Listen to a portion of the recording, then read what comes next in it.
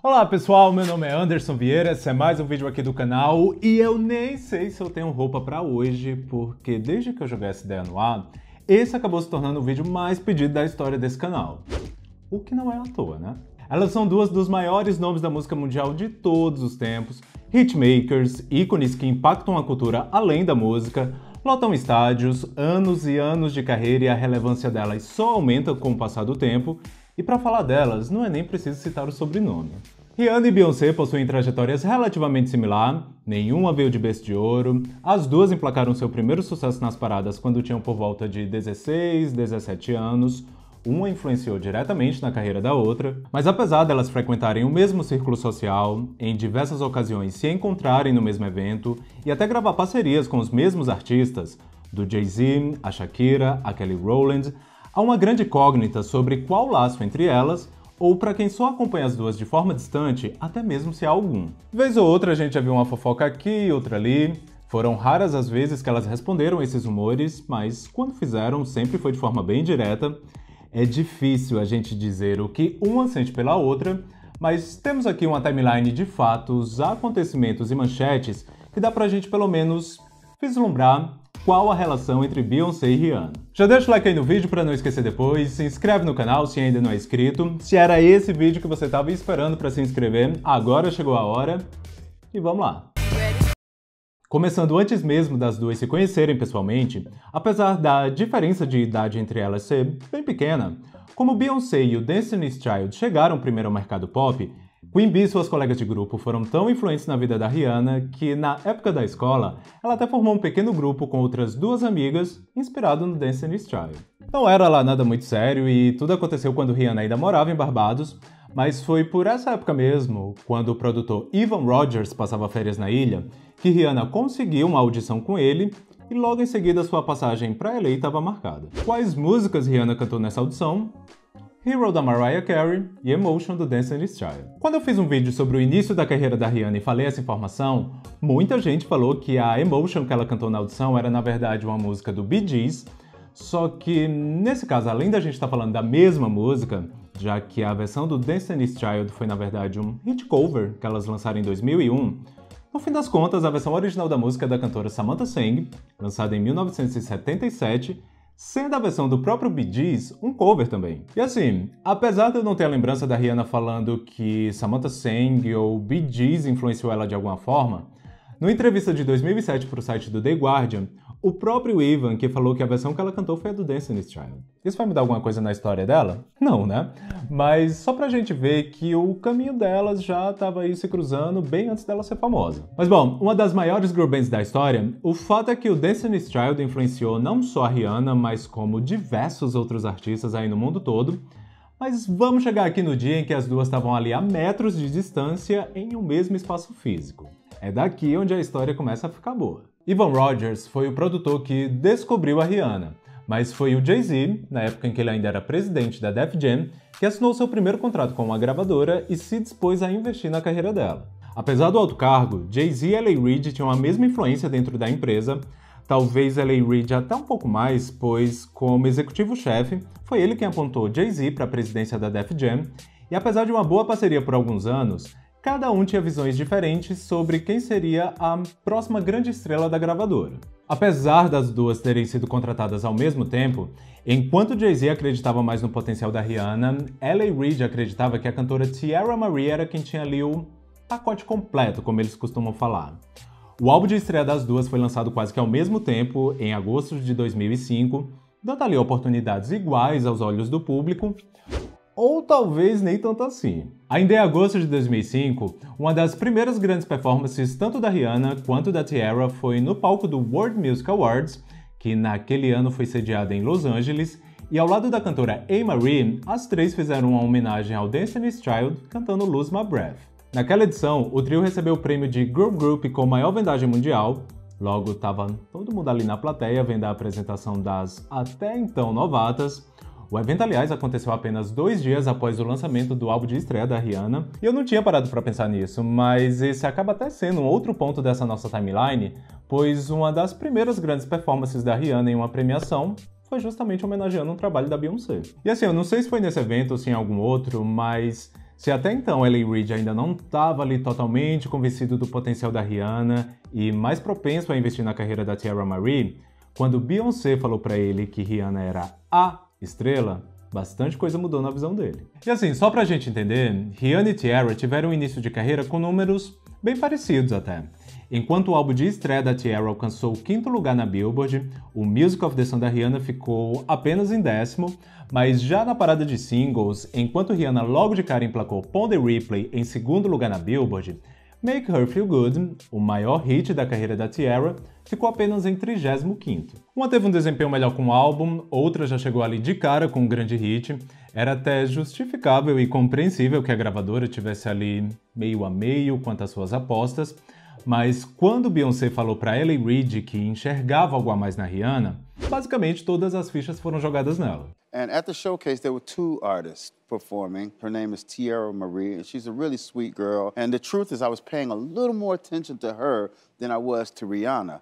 After the showcase, you know, Beyonce just gave me one of those looks, and he said, "That Rihanna girl, she's a beast." And she looked away, right? And I was like, so I did a Rihanna double take.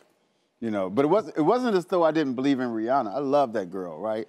But I paid a little more attention when Beyonce said that to me. Não que a Beyoncé tenha aí todos os créditos em cima da carreira brilhante que a Rihanna construiu aí ao longo de todos esses anos, mas às vezes a gente só precisa de alguém que acredite na gente, sabe? Isso pode ser percebido olhando para a própria Tierra, que apesar de bastante potencial que ela também tinha, teve o seu contrato encerrado com a Def Jam logo após o lançamento do seu primeiro álbum, enquanto apenas um mês depois do lançamento do seu, Rihanna já estava trabalhando no segundo dela. E só uma coisa que é importante ressaltar, porque há mais de 2 anos postando vídeo aqui nesse canal, o que mais teve foi você falar uma coisa, a pessoa distorcer na cabeça dela e afirmar que você disse outra. Ao mesmo tempo que não dá pra gente afirmar que todo o crédito da carreira da Rihanna é da Beyoncé, também não tem como a gente dizer que foi a Beyoncé que fez a Tierra perder o contrato dela com a Def Jam e que acabou com a carreira da menina, como eu já vi muita gente falando. Até porque em 2010 a Tierra conseguiu um outro contrato com a Warner Music, só que no ápice do pop eletrônico, o som dela acabou não pegando na época.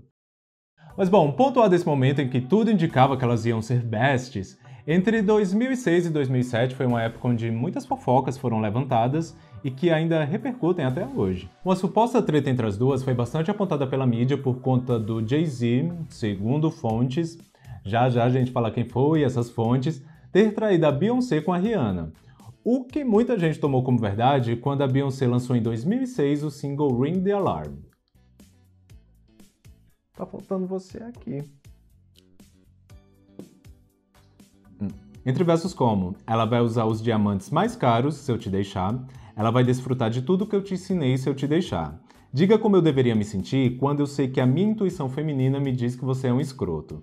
Todos me falaram sobre o fogo e eu não conseguia ver através da fumaça. Até dava pra imaginar que alguma coisa estava acontecendo ali por trás. Mas como a resposta final nunca é tão compartilhada quanto o rumor em si, mesmo a própria Beyoncé negando que a música era sobre a Rihanna em uma entrevista para a revista Seventeen, e o pai dela emitindo uma nota falando que tudo isso aí era um rumor que o pessoal estava levantando, para muitos só ficou o que foi levantado na imprensa. Na nota, o Sr. Matt Knowles dizia: "Parece que há um plano criado por algumas pessoas para transformar o lançamento do B-Day em um caos. Primeiro uma petição contra o single Deja Vu, um rumor de um conflito entre Beyoncé e Rihanna por causa do clipe de Ring the Alarm, e agora, adicionado a todos esses rumores ridículos, que eu planejei adiar o lançamento do disco. O que vai vir a seguir? Beyoncé ficou careca? Pintou o cabelo de verde? Ou que tocando as músicas dela ao contrário há uma mensagem subliminar?" Bom, levou aí quase 10 anos, já que essa nota foi emitida em 2006, para a gente descobrir que pelo menos um desses rumores foi realmente implantado, ainda que não mirando diretamente o lançamento do álbum da Beyoncé. Quando em 2015 o jornalista e biógrafo J. Randy Taraborelli anunciou o lançamento da biografia não autorizada Beyoncé, A História Não Contada, um ex-funcionário muito importante lá no início da carreira da Rihanna veio a público esclarecer um trecho-chave do livro. Em entrevista à revista US Magazine, Jonathan Ray falou que toda essa história de que o Jay-Z tinha traído a Beyoncé com a Rihanna era tudo planejado para alavancar ali a carreira da Rihanna, e quem tinha inventado essa história havia sido ele mesmo. Daí vocês me perguntam, mas quem é Jonathan Ray? De acordo com a revista, o Relações Públicas da Rihanna no início da carreira dela. Foi tudo uma manobra de publicidade. Eu estava desesperado na época e queria muito estar por trás de um trabalho de sucesso. Eu sabia que isso poderia acabar colocando a Rihanna em maus lençóis, mas acabei concordando. Eu era jovem e estúpido. Não imaginava que fosse tomar tanta proporção. Mas agora, vendo a capa desse livro com a Beyoncé e sabendo que as pessoas estão lucrando com especulações e opiniões sobre ela, me revira o estômago. Depois que a matéria saiu, a advogada da Rihanna enviou uma nota falando que Jonathan e Rihanna nunca trabalharam juntos. Depois descobriram que, na verdade, ele era assessor de um dos compositores que trabalhava com ela na época. Mas enfim, foi a partir daí que o mundo inteiro passou a achar que Jay-Z e Rihanna tiveram um caso e que Ring the Alarm era sobre ela. Como essa notícia caiu ou foi lidada pelos nomes que foram envolvidos aí nessa história, a gente não sabe. Mas mesmo que Beyoncé e Rihanna nunca tenham gravado algo juntas, o que provavelmente ia parar o mundo, né? Parece bem claro que nunca houve uma tensão entre as duas. Logo após os rumores de Ring the Alarm serem desmentidos, em 2007 as duas fotografaram juntas no tapete vermelho do VMAs e no BET Awards. Apesar de singelo e ao lado de outros grandes nomes, em 2008 as duas subiram juntas pela primeira vez ao palco, e provavelmente a única, se eu não me engano, numa performance do Stand Up to Cancer, separadas ali apenas pela Miley Cyrus. Nos Grammys de 2010 e 2011 as duas novamente fotografaram juntas, e em 2014 Beyoncé postou no seu Instagram uma foto ao lado de Rihanna no Met Gala, foto essa que foi capa da Vogue na época. Obviamente que no ano seguinte as duas estavam novamente juntas na campanha de lançamento do Tidal. Já em 2016, após ser acusada de alfinetar as indicações que o Lemonade recebeu ao Grammy, ao curtir um post no Instagram falando que foi injusto a Beyoncé receber mais indicações que ela pelo Anti, Rihanna respondeu: "Eu nem li a sua legenda. Achei a foto engraçada e passei reto. Até que vi ela aparecendo toda hora de novo. Isso é desnecessário. Eu queria que todos vocês deixassem esse assunto e vissem as coisas de um âmbito maior. Não precisamos colocar negras uma contra as outras. Todas nós merecemos ser celebradas." Poucos meses depois, ao ser capa da edição de abril da Vogue americana, Rihanna novamente voltou a negar qualquer rivalidade com a Beyoncé ao afirmar: "As pessoas amam falar daquilo que é negativo, tornar as coisas competitivas, criar rivalidades. Não é para isso que eu acordo todos os dias. Eu só posso fazer o que eu faço e ninguém mais é capaz de fazer isso." Enquanto eu montava a pauta para esse vídeo, sabe como foi que eu achei isso sendo noticiado em um site? No título tava "Rihanna fala sobre rivalidade com Beyoncé" e no corpo da matéria tava "Cantora de Work fala que não se sente ameaçada pela dona da Formation Tour." E olha que isso era em um site bem grande de um canal de TV, nem era aqueles pequenininhos de fofoca louco por clique.